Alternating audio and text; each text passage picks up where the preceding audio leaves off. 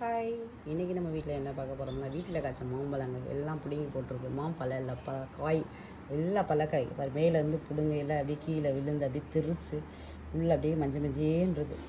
அப்படியே சாப்பிட்டாலும் அரை இனிப்பு புளிப்புமா இருக்கும்.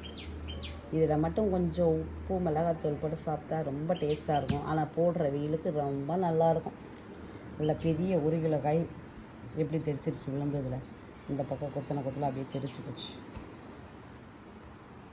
இவ்வளோ காய் பிடிங்கி வச்சுருக்கு. இந்த இங்கிட்ட ஒரு காய் தெரிச்சு போச்சு கீழே விழுந்ததில். இதெல்லாம் பல காய், சூப்பர் காய். பூரா காய் நல்லா செவந்து போயிருக்கு.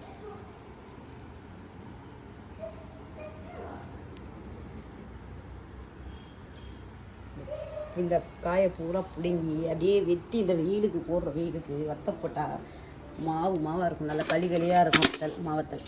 இதில் அன்னக்குள்ளையெல்லாம் அன்னக்குள்ளே பிடிங்காந்து வச்சுருக்கு. அப்படியே மாம்பால் வலிஞ்சதோடு எப்படி இருக்குது. மாங்காய் பிடிச்சவங்களாம் மறக்காமல் ஒரு லைக் பண்ணி ஷேர் பண்ணிடுங்க. நம்ம சேனலை சப்ஸ்கிரைப் பண்ணிடுங்க. தேங்க்யூ.